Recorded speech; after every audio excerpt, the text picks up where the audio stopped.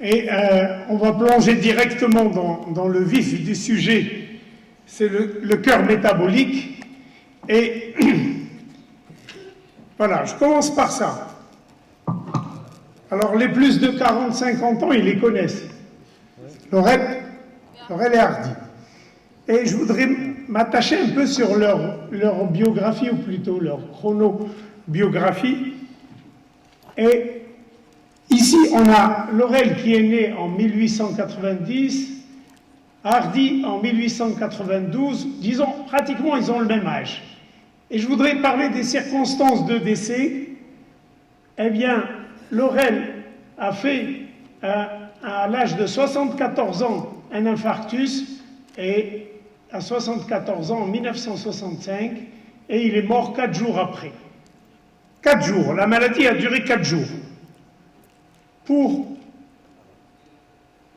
Hardy, il a eu un infarctus du myocarde en 1954, beaucoup plus jeune, et il a eu 3 strokes, 3 AVC qui se successifs, et finalement il est mort en 1957 à l'âge de 65 ans.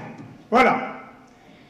Bon, c'est une intro, on verra pourquoi, et je rentre dans le vif du sujet pour parler du cœur métabolique.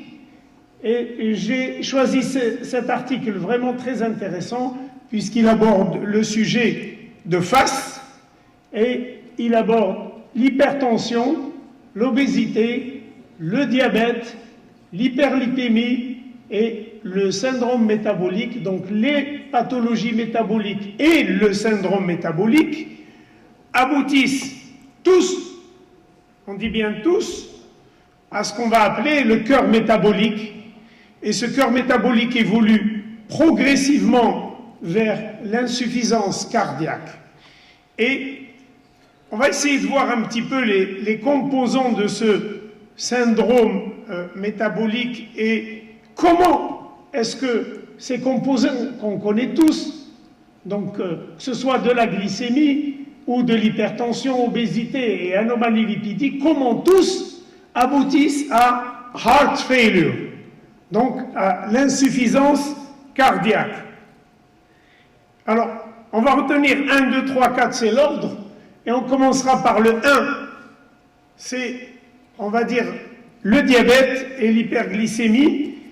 Dans le syndrome métabolique, comment ça se passe à partir de l'hyperglycémie et du syndrome métabolique, aboutir à une insuffisance cardiaque. Eh bien, voilà ce qui se passe.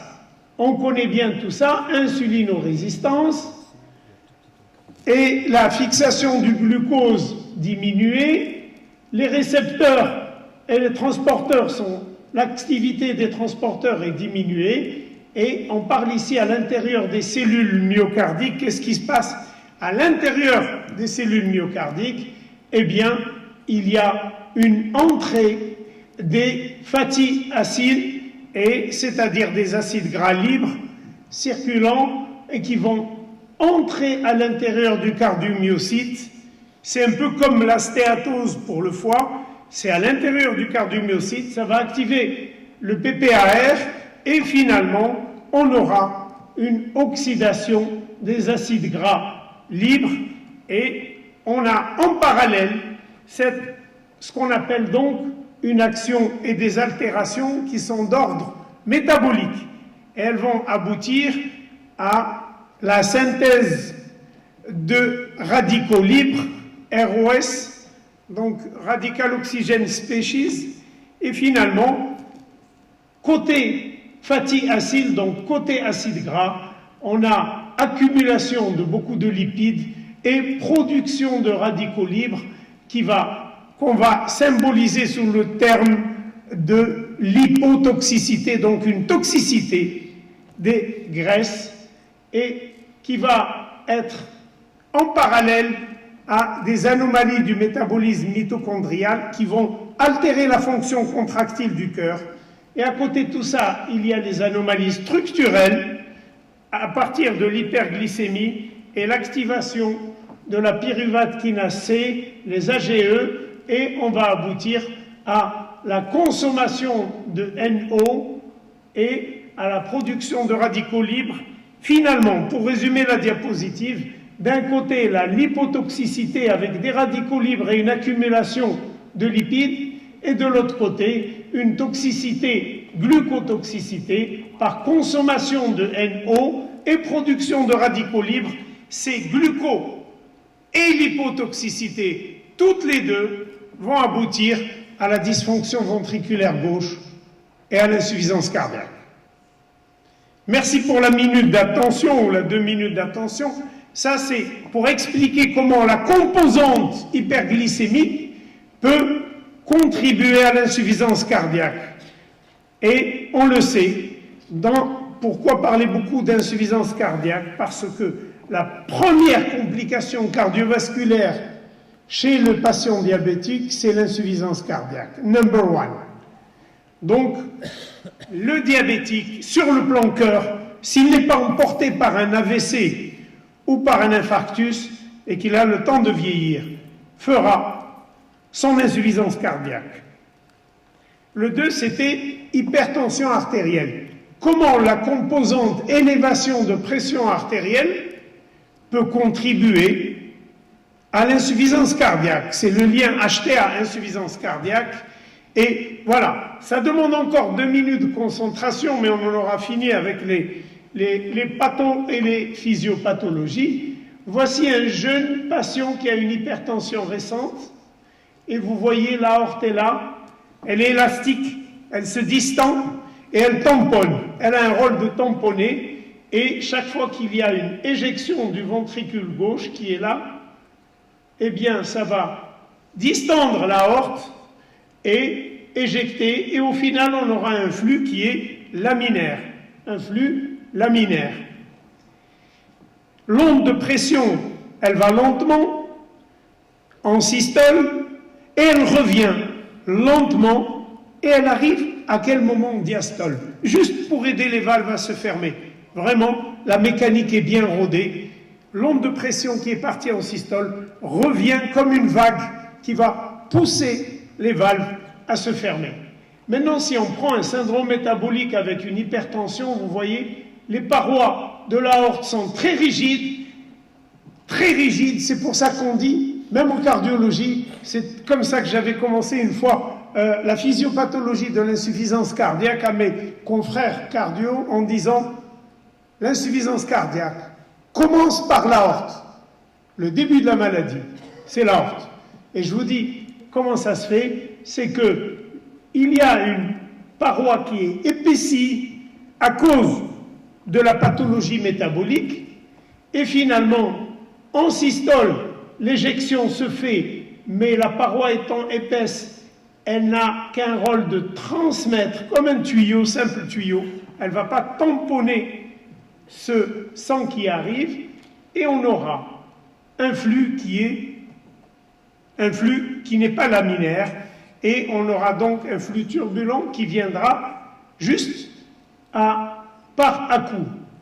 Et cette paroi épaisse, c'est le premier obstacle à l'éjection du ventricule gauche.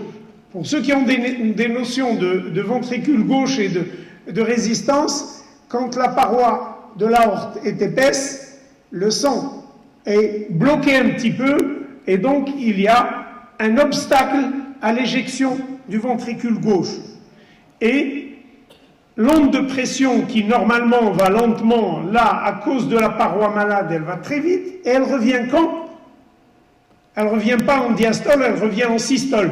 Quand elle revient en systole, eh bien, les valves sont encore ouvertes, le sang est encore en train de sortir du ventricule gauche, et il y a une force qui veut le fermer. C'est un deuxième obstacle à l'éjection du ventricule gauche.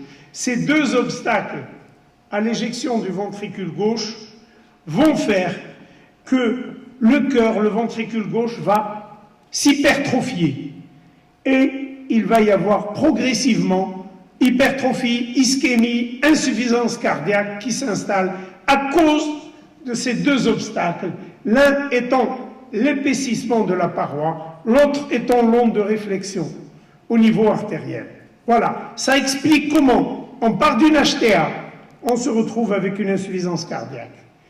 Troisième pathologie, ou troisième élément qui intervient, on avait dit que c'était quoi? Diabète, hypertension, perturbation lipidique et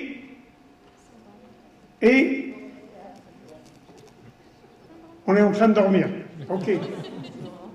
Alors regardez bien.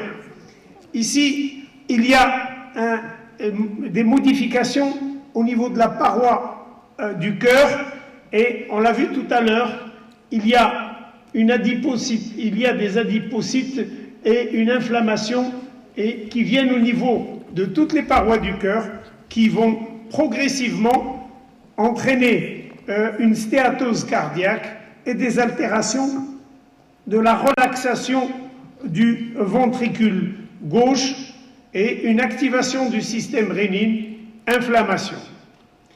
Et finalement, pour le dernier paramètre, c'est les éléments lipidiques du sang. Ces éléments lipidiques du sang, dans le syndrome métabolique, on les connaît. Il y a un profil particulier avec des petits LDL denses, comme ceux des diabétiques, petits LDL de forte densité, avec des triglycérides qui sont élevés et avec un HDL bas. Ce profil-là favorise l'athérosclérose, et on le sait, le diabétique est à très haut risque d'athérosclérose, et l'athérosclérose est liée à l'insuffisance cardiaque, puisque l'athérosclérose va entraîner l'angine de poitrine, l'infarctus et l'insuffisance cardiaque avant de tuer. Donc, sudden cardiac death, la mort subite. Voilà. Donc, l'athérosclérose, qui est donc le quatrième paramètre avec les perturbations lipidiques, le premier signe d'athérosclérose, c'est souvent, regardez bien, ou la mort, ou l'infarctus du myocarde. Le premier signe de l'athérosclérose est souvent ou l'infarctus du myocarde, ou le décès, mort subite.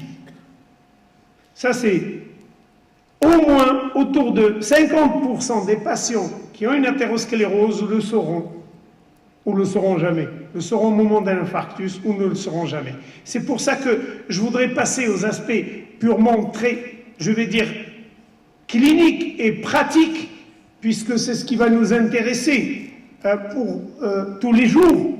En endocrinologie, quels sont les aspects cliniques sur le plan pratique? Eh bien, souvent, vous verrez des dames comme ça, obèses, diabétiques, qui viennent vous consulter, et finalement, ce sont ces dames-là qui sont à très haut risque d'avoir un cœur métabolique.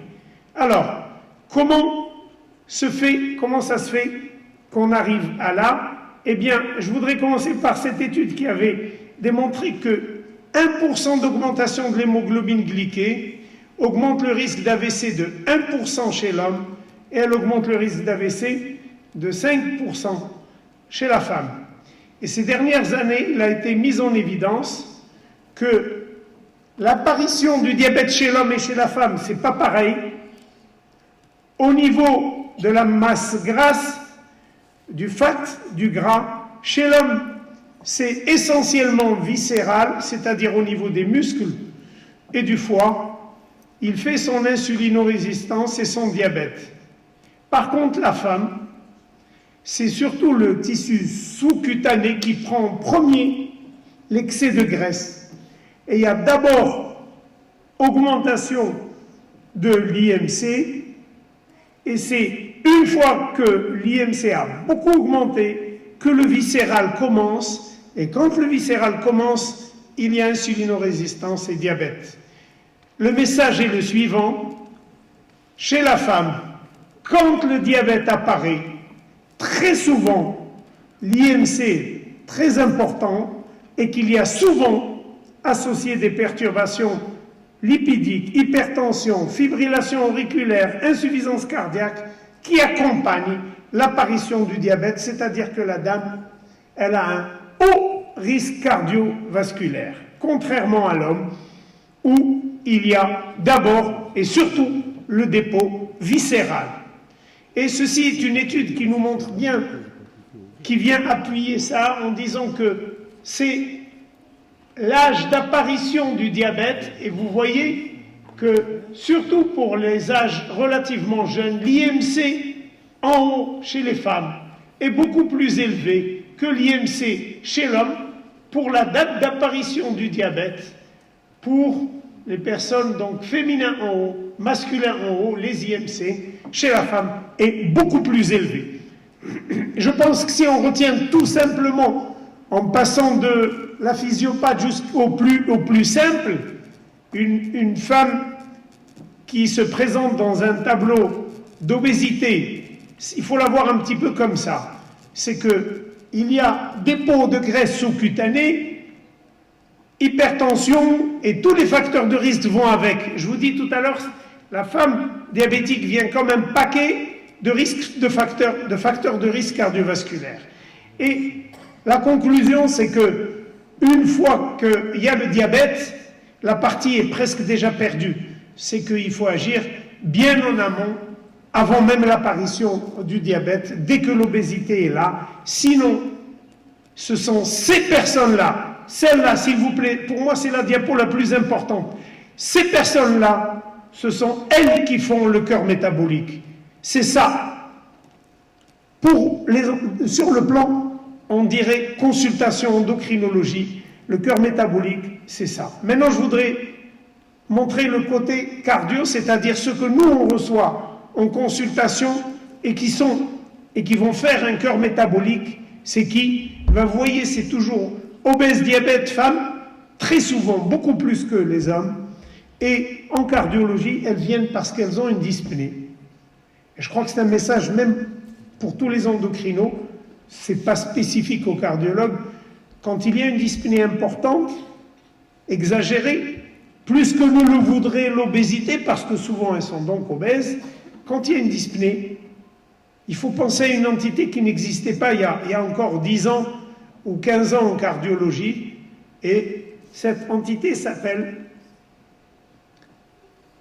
on dit la PEF, mais c'est en anglais. P, c'est Preserved Ejection Fraction Heart Failure, l'insuffisance cardiaque avec fraction d'éjection préservée. C'est-à-dire, même si le cardiologue voit la personne, fait une échographie, il verra que la force du cœur, elle est normale.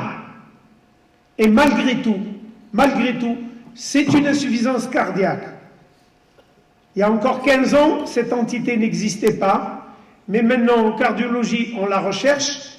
Et comment on fait pour la diagnostiquer? Puisque avant, c'est quand la fraction d'éjection, la force du cœur est diminuée, qu'on parle d'insuffisance cardiaque. Maintenant, même si la force d'éjection est normale, la définition de l'insuffisance cardiaque est une définition d'abord clinique, c'est-à-dire il faut qu'il y ait des symptômes et des signes. On les connaît. Essoufflement, turgescence des jugulaires, sibilant, asthme cardiaque ou autre. Il faut qu'il y ait des symptômes et des signes, et il faut qu'à l'échographie, si la fonction ventriculaire systolique est normale, il faut qu'il y ait des altérations morphologiques du cœur, c'est-à-dire hypertrophie ventriculaire gauche, qui est souvent constatée chez les diabétiques. Est-ce que ça suffit, une personne qui a une HVG, hypertrophie ventriculaire gauche, de parler d'insuffisance cardiaque? Non. Qu'est-ce qu'il faudrait? Est-ce que dans la salle, parce que vous êtes aussi amené à voir ces gens, c'est les mêmes, on partage les mêmes patients. Si une dame vient avec une dyspnée sur un terrain diabète, obésité, HTA, vous l'envoyez chez le cardio? Non, il y a une petite chose toute simple que vous pouvez faire vous-même, parce que c'est ce que va faire le cardio. C'est ça, doser le BNP. Dosage BNP ou pro-BNP, un dosage sanguin. Quand il y a insuffisance cardiaque, il est augmenté. Et la définition de l'insuffisance cardiaque à fraction d'éjection normale, il faut qu'il y ait 3 choses, dont 2, vous pouvez les faire avant d'envoyer chez le cardiologue. Constater les symptômes, essoufflement, dyspnée, turgescence des jugulaires. 2, BNP élevé. Si vous trouvez le BNP élevé, à ce moment-là, envoyez chez le cardio, soit il va trouver une fraction d'éjection basse ou normale. Et c'est ça la nouveauté, c'est que quand la fraction d'éjection est normale, avec un BNP élevé et des symptômes, on est devant une insuffisance cardiaque à fraction d'éjection normale. C'est le tableau clinique. C'est vraiment le tableau clinique du cœur métabolique. C'est comme ça que viennent les personnes qui ont un cœur métabolique. Eh bien, Preserved IF, voilà comment c'est. En général, c'est des dames plus de 65 ans et en général, obésité, élévation de la systolique. Si on a l'habitude de faire la pression pulsée, elle va être élevée. Coronary artery disease, donc maladie coronaire, hypertension, diabète, fibrillation auriculaire. C'est quelque chose de très fréquent dans nos consultations, des personnes comme ça, obèses, diabétiques et hypertendues.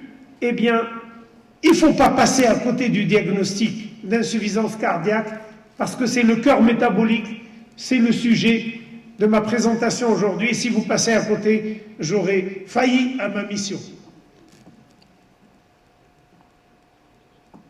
Je terminerai par le paradoxe de l'obésité. C'est quoi le paradoxe de l'obésité en cardiologie? Regardez le titre de cette présentation. Surpoids et obésité sont associés avec une amélioration de la survie du devenir après un AVC récurrent. Après un AVC, les obèses ont un meilleur pronostic. C'est formel. Et la conclusion, l'obésité et le surpoids ont un meilleur pronostic que ceux qui ont un IMC normal. Deuxième, et ça s'il vous plaît, c'est l'European Heart Journal, donc qui est une référence pour les cardiologues, Evidence for Obesity Paradox chez les patients qui ont un syndrome coronaire aigu. Et c'est un très gros registre qui nous dit quoi? Que quand il y a un syndrome coronaire aigu, c'est-à-dire un infarctus ou pré-infarct, eh bien, ceux qui s'en tirent le mieux, meilleur pronostic, c'est les obèses, mieux que les maigres. Et vous voyez, Adjusted Fractional Polynomial Cox, donc ça c'est, on voit un petit peu le risque en fonction de l'IMC chez les personnes qui ont un acute coronary syndrome, donc un syndrome coronaire aigu, et vous voyez, ceux qui sont là à 30 ont un meilleur pronostic que ceux qui ont un IMC à 20. J'en ai plein d'autres, vous savez que les néphrologues sont officiellement, c'est reconnu en néphrologie, que l'obésité est un facteur de bon pronostic en cours de dialyse. Une fois que la personne est en dialyse, les obèses ont un meilleur pronostic. C'est pas fini. Les dernières recommandations sur l'insuffisance cardiaque, elles nous disent cette chose-là. Les patients en insuffisance cardiaque avec un degré d'obésité modéré, IMC à moins 35, weight loss, la perte de poids, cannot be recommended. On ne peut pas recommander la perte de poids dans l'insuffisance cardiaque. C'est ça le paradoxe de l'obésité, et je voudrais bien qu'on en parle maintenant plutôt que de se renvoyer les malades. Et en cardiologie, une fois qu'il y ait un infarctus et après l'infarctus, après un AVC, après l'apparition d'une insuffisance cardiaque, les pronostics sont meilleurs quand il y a obésité. Et quand on voit tout ça, on se dit, bon, est-ce qu'on doit grossir? Non, c'est pas ça le message. Pour une personne qui n'est pas malade, ça change rien. L'IMC, c'est toujours le même, les recommandations sont les mêmes. On parle des personnes qui sont malades, qui ont été touchées sur le plan cardiovasculaire. Une fois qu'il y a une attaque cardiaque, un AVC ou une insuffisance cardiaque, à ce moment-là, on ne dit pas encore grossir, mais ne pas maigrir. C'est différent, s'il vous plaît. Comme ça, ne me faites pas dire ce que je n'ai pas dit. Donc je reprends. Quelqu'un qui est en prévention primaire, qui n'est pas malade, on garde tout pareil, ça ne change rien, l'IMC et tout. Une fois qu'il y a un problème cardiovasculaire, genre AVC, infarctus, insuffisance cardiaque, si la personne est obèse, moins de 40 d'IMC, c'est meilleur pronostic que les maigres. Mais ça ne veut pas dire qu'on va lui dire « Ah, t'es maigre, il faut que tu grossisses parce que tu as fait un infarctus », ça va aggraver la situation. La personne maigre, le maigre, il arrive à la maladie tardivement parce que la prévention primaire, il ne faut pas grossir. Mais quand il y a la maladie, il va mourir rapidement parce qu'il est maigre. L'obèse, il va faire sa maladie beaucoup plus tôt, parce qu'il est à haut risque cardiovasculaire et il va tarder un petit peu avant de mourir. Et ça m'a vraiment fait penser à 74 et 65, vous avez deviné, c'était Laurel et Hardy, c'est exactement ça.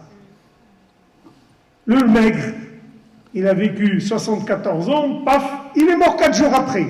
Le gros, il est resté avec 3 AVC, il a survécu à un infarctus et 3 AVC, mais finalement, il est mort plus jeune. Je vous remercie.